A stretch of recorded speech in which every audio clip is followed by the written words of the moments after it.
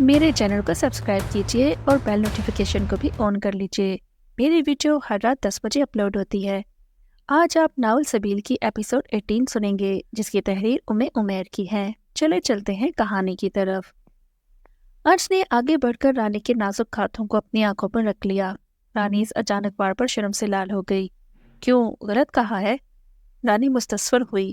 نہیں نہیں، بالکل بھی نہیں، تم اپنی بات جاری رکھو۔ اس نے رانی کے ہاتھ چھوڑتے ہوئے سنجیدگی اختیار کر لی۔ انس زیاد ہم جنس پرست تھا، بولتے ساتھ ہی رانی کے آنسو تواتر سے بہنا شروع ہو گئے۔ میں نے شادی کا پورا 1.5 سال بہت اذیت میں گزارا تھا۔ اس کو میں نے اپنی آنکھوں سے اپنے ہی گھر میں اس کے دوست کے ساتھ بدفعلی کرتے دیکھا تھا۔ انس کے اوپر حیرتوں کے پہاڑ ٹوٹ پڑے۔ بے یقینی سے رانی کو دیکھتا جا رہا تھا۔ انس، رانی جیسے پاکستان سے گئی تھی ویسے ہی لوٹی ہے۔ اس شخص کا کمرہ الگ تھا اور میں ساتھ والے دوسرے کمرے میں سوتی تھی، دروازہ اندر سے کنڈی کر کے، کیونکہ مجھے اس سے گھن آتی تھی۔ رانی، میں نے تم سے اس بات کی گواہی تو نہیں مانگی۔ میں نے تو ایک بیوہ سے شادی کی ہے، جو میرے لڑکپن کی پاکیزہ محبت ہے۔ انس، آپ کی بات ٹھیک ہے، لیکن میں تھک گئی تھی اپنے ساتھ جنگ کرتے کرتے۔ میں نے ساتھ ہی اپنا ہمدرد غم گسار دیکھا تو اپنے اوپر قابو نہ رکھ پائی۔ پلیز مجھے اپنے دل کی بھڑاس نکالنے دو۔ میں کبھی بھی کسی کو نہ بتاتی، لیکن اپنے ہمدرد ہم سفر کو دیکھ کر اپنے جذبات پر قابو نہ رکھ پائی۔ میں اندر ہی اندر کٹتی رہتی تھی۔ آج تک میرا کوئی راز و نیاز سننے والا نہیں تھا سوائے میرے رب کے، جس نے مجھے صبر اور ہمت کی دولت سے نوازا تھا۔ دن رات میرے دل سے ایک ہی دعا نکلتی تھی کہ میرا رب میرے لیے کوئی سبیل نکال کہ میں اس شخص سے بغیر کسی فساد اور بزرگوں کا دل دکھائے اسے دور چلی جاؤں، یا پھر اللہ اسے ہدایت دے دے۔ میں نے کبھی بھی زیاد کی موت کی دعا نہیں مانگی، ہمیشہ اس کی ہدایت اور اصلاح کی دعائیں مانگی تھی۔ بس میں نے اس کے ساتھ بہت خلوص کے ساتھ اپنی زندگی کا آغاز کیا تھا، لیکن وہ شخص مجھے بہلانے کے لیے کہتا، مجھے وقت دو، میں خود کو بدلنے کی کوشش کروں گا، اور وہ مجھے جان سے مارنے کی دھمکی بھی دیتا تھا اگر میں نے کسی کو بتایا تو مجھے زندہ نہیں چھوڑے گا۔ انس، مجھے اس کی دھمکیوں کا بھی کوئی ڈر نہیں تھا، مجھے صرف تایا تائی کے ساتھ ہمدردی تھی، جنہوں نے اسے اپنی استاد سے پڑھ کر وقت دیا، تعلیم دلوائی، اچھا کھلایا پلایا، پال پوس کر جوان کیا۔ میں نہیں چاہتی تھی کہ ان کا اپنا اکلوتے بیٹے سے مان ٹوٹ جائے اور وہ اس غم کو نہ سہ پائے۔ ان کے جوان بیٹی کا گھر بھی اجڑ گیا۔ انس، میرا ضمیر گوارا نہیں کرتا تھا۔ میں نے سوچا میں اسے رب کے اور نبی کے فرمان سے ڈرا لوں گی، اس کو سدھار لوں گی، لیکن اس بد نصیب نے میری ایک نہ سنی، ایک نہ مانی۔ گھر سے باہر بری صحبت اختیار کیے رکھی، جسے تایا تائی بالکل بے خبر تھے، جو اسے دن بدن غلاظت کی دلدل میں دھنساتی گئی، اور وہ اس وقتی لذت کو دائمی زندگی پر فوقیت دیتا رہا، اور پھر اللہ نے اس پر گرفت سخت کر دی، اور شاید اسے توبہ کا موقع بھی نہیں میسر ہوا، کیونکہ پولیس کی رپورٹ کے مطابق وہ اپنے کولیگ کے ساتھ بدفعلی میں مصروف تھا جب اس پر اللہ کا شدید عذاب نازل ہوا، اور اسے آنکھ چھپکنے کا موقع بھی نہ ملا، اور وہ سکرات الموت میں چلا گیا۔ رانی تھوڑی دیر سانس لینے کے لیے رکی اور دوبارہ سے اپنا سلسلہ کرام جاری رکھا۔ زیاد کا دوست ڈیوڈ ادھر ہی جہنم رسید ہو گیا۔ میں نے پولیس کی انکوائری رپورٹ کی بھنک بھی تایا تائی کو پڑھنے نہیں دی تھی۔ زیاد کی دونوں بہنیں بھی اس بات سے بے خبر تھیں۔ برطانیہ کے قانون کے مطابق بیوی کو زیادہ حقوق حاصل ہیں کہ وہ خاوند کی موت کے بعد اس کے سارے معاملات اپنے ہاتھ میں لے لے، بغیر کسی دوسرے کی مداخلت کے۔ انس حیرت سے اس نازک لڑکی کی باتوں پر حیران تھا، جو اتنی کم عمری میں اتنے تخت تجربات سے گزر کر دوبارہ اللہ کی رحمت سے اس کی جھولی میں ڈال دی گئی۔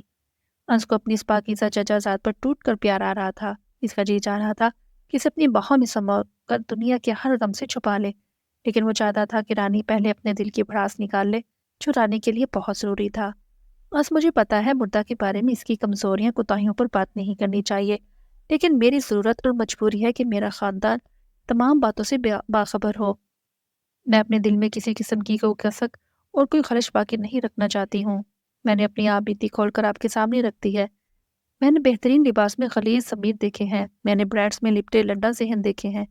ان تمام باتوں کے باوجود میں نے زیاد کو خلوص دل کے ساتھ معاف کیا۔ اگر اللہ نے اسے توبہ کا موقع فراہم کیا تھا تو یہ اس کے اور اللہ سبحانہ و تعالیٰ کے درمیان ہے۔ میں غیب نہیں جانتی ہوں۔ جب میں نے اسے دیکھا تھا تو وہ ساری علامات حسن الخاتمہ والی نہیں تھیں۔ زیاد کی شکل دیکھ کر خوف آتا تھا۔ موت کے وقت بھی خون کا خراج اس کے پچھواڑے سے جاری تھا۔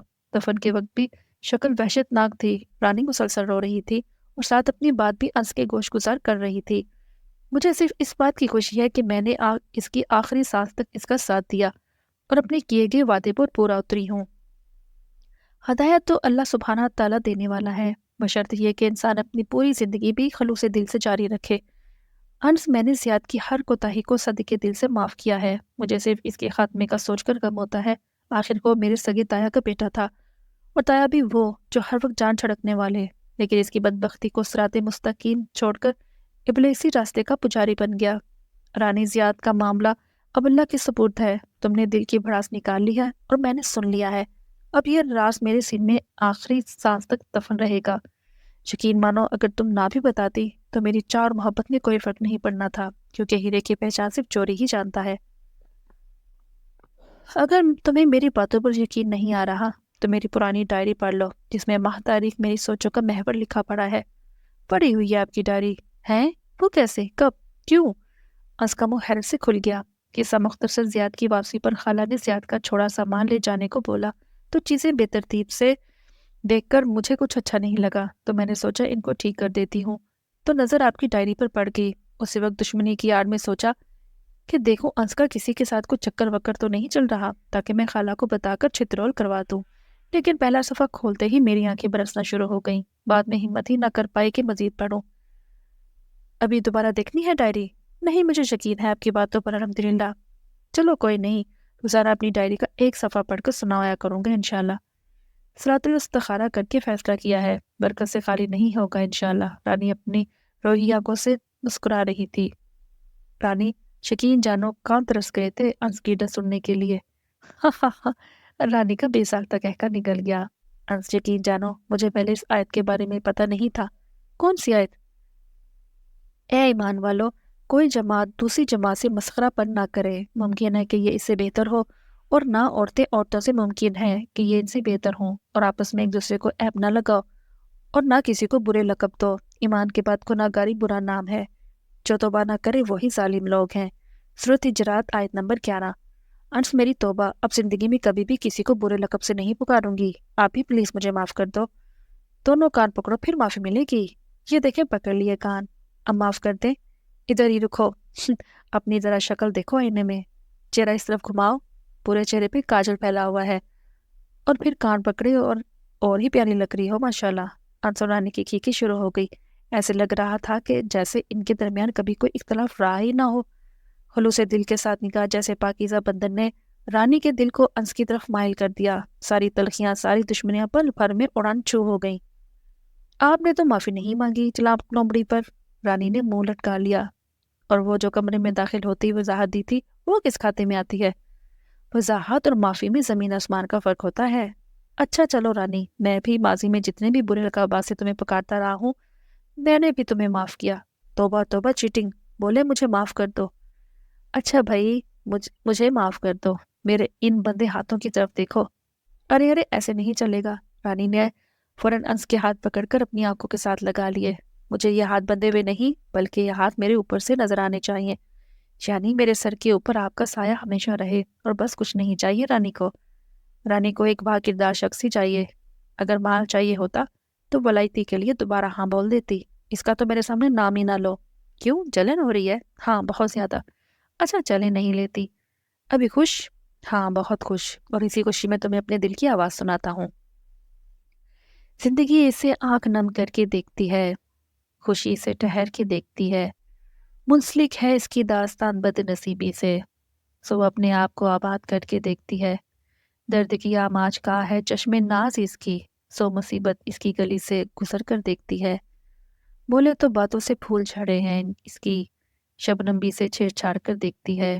بیتا زمانہ درد بھری کہانی اس کی، چیتل چاندنی رات اسے مسکرا کے دیکھتی ہے۔ حشر ہے غزل سی اس کی آنکھیں، دل والی نظر دہشت بھر کے دیکھتی ہے۔ چہرہ مہتاب کی تراش ہے ایسی، یہ کوئل بھی نظریں چرا کے دیکھتی ہے۔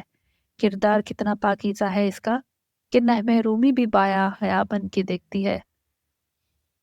نگاہ رانی سے لوٹ جا قافلہ دل کا، سو منزل کارواں بھی ذرا سنبھل کے دیکھتی ہے۔ گزرے پل کی کہانی ہی سہی، سب مغالبہ ہی سہی، وہ خواب تھا سبیل اسے تعبیر کر کے دیکھتی ہے۔ رانی نے آنسوں سے لبریز آنکھوں کے سامنے مسکرا کر انس کو دیکھا۔ رانی، اپنی پیشانی ادھر کرو۔ جی۔ ماتھا آگے کرو۔ جی۔ میں ہمتن گوش ہوں۔ اے اللہ، میں تجھ سے اس کی بھلائی کا اور اس چیز کی بھلائی کا سوال کرتا ہوں جس پر تو نے اسے پیدا فرمایا، اور میں اس کے شر سے اور اس چیز کے شر سے تیری پناہ میں آتا ہوں جس پر تو نے پیدا کیا۔ رانی یہ والی سنت رہ گئی تھی۔ ہنس جیسے ہی پیشانی سے اپنا دایاں ہاتھ ہٹایا تو دونوں کھلکھلا کر ہنس دیے۔ غموں کے بادل چھٹ گئے۔ خوشیاں کی دہلیز پر اب بازو واقعے کھڑی تھی۔ ناظرین، یہ سبیل کا پہلا حصہ تھا جس کو میں نے آپ کو قسط وار سنایا ہے۔ کل سے میں آپ کو اس کے دوسرے حصے کی تمام ایپیسوڈ شیئر کروں گی۔ امید ہے آپ کو پسند آئی ہوں، تو میرے چینل کو ضرور سبسکرائب کریں۔